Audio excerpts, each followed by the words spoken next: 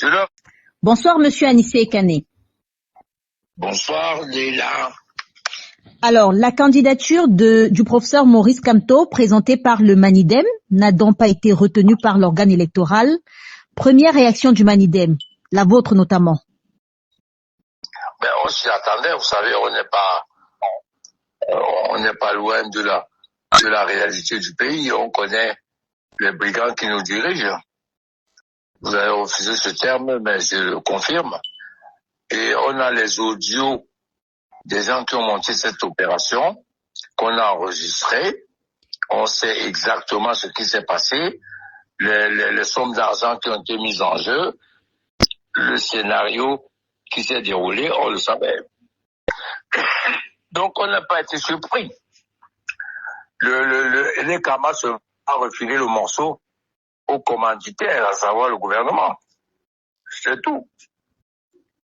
On a justement vu les forces de l'ordre assiéger le Manidem cet après-midi, après la cérémonie organisée par Elekam. Qu'est-ce qui s'est exactement passé? Donc, ils ne sont pas venus jusqu'au Manidem. Il y a dans tous les carrefours de Douala. Dès que la cérémonie de l'Ekam a commencé, ils sont venus et illégalement et brutalement, ils sont rentrés au sein de la permanence.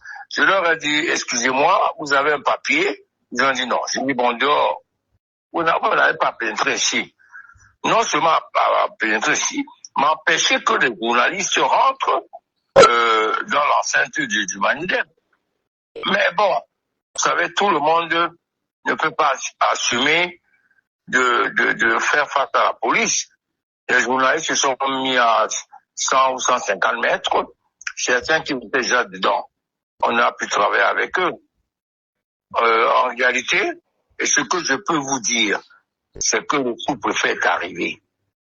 Lui-même est surpris parce que c'est lui qui devait sortir un arrêté disant que la manifestation est interdite alors qu'il ne peut pas l'interdire. Mais il n'y avait même pas un papier administratif. Il n'y avait rien du tout. C'est une voie de fait. Ils sont venus encercler le siège du Manidem parce que on a affaire à un gouvernement complètement farfelu qui ne respecte rien, même pas ses propres lois. C'est tout.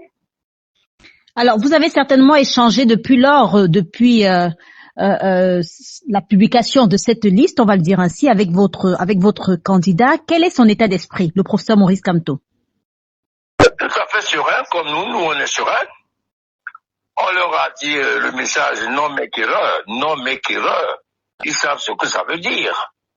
Et au peuple, aux Camerounais, on leur dit pour le moment, restez tranquille.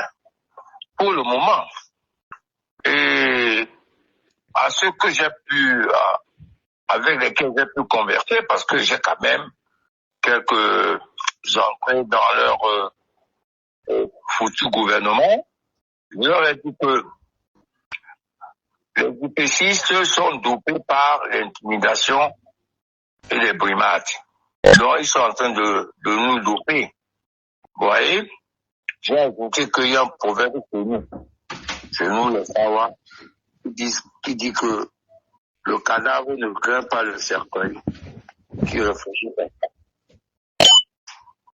D'accord.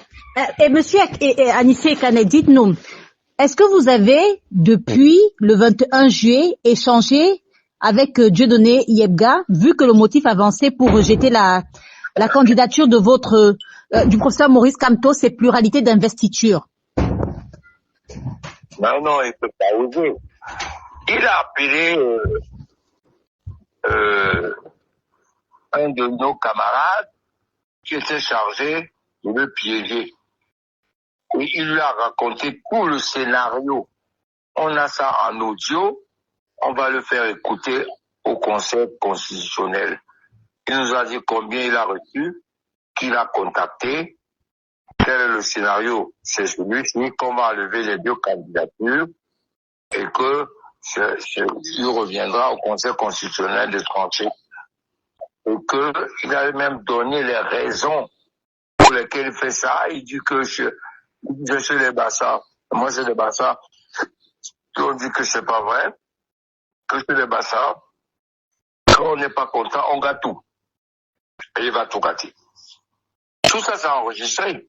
Je sais pas, il va se mettre après la séance du Conseil constitutionnel.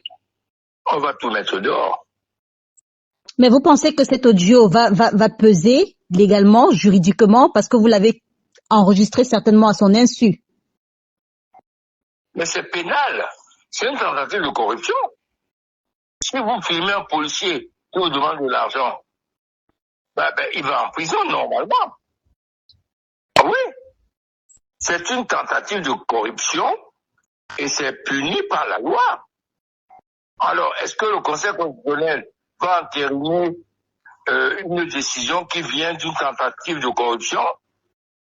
Bon, et puis le bouillon moulinet découvre, alors qu'on nous a changé le nom du président du Mandem dans son site, il découvre des jours plus tard que son site a été piraté. Vous savez, c'est cousu de fil blanc. Vous savez, il n'y a jamais de crime parfait. Comme ils étaient embrouillés, ils ont dû mettre ta tête, ils ont inventé des choses extrêmement légères. Voilà. Même à Tangadou, on va le poursuivre pour manipulation du site officiel de l'administration territoriale. On a d'autres chats à fouetter, mais on ne va pas les lâcher. Hein. On va pas les lâcher. Quel espoir fondez-vous en ce verdict désormais très attendu du Conseil constitutionnel? La loi donne justement 48 heures pour faire recours. Non, notre recours sera déposé très rapidement, ne vous en faites pas. Les avocats travaillent déjà dessus. Mais on leur dit, prenez vos responsabilités. Hein. Si ce pays-ci prend un tournant chaotique, chacun assumera les responsabilités dans l'histoire. Vous voyez? Bon, eux, ils n'aiment pas ce pays. Nous, on l'aime. Mais on n'acceptera pas que des brigands viennent nous voler une candidature qui n'a aucun problème. Il y avait 2 candidatures du PCRN, 3 candidatures de l'UPC, 2 candidatures du RDPC. Alors. Non, une seule candidature du PCRN. Il y en avait 2 déposées. 2 candidatures d'univers. Oui, allez-y. Oui, mais pourquoi Biya? On a retenu Biya. Fallait le mettre dehors, comme nous. Voilà. C'est grossier. Alors, si le Conseil constitutionnel aime la grossièreté, alors qu'il continue. Mais nous, on ne l'acceptera pas. Ça, je peux vous le garantir. Et en attendant, vous appelez vos partisans au calme. Chaque chose à son temps. Donc, on retient que vous appelez vos partisans au calme. Merci en tout cas, Anissé Kane, d'avoir répondu à nos questions ce soir.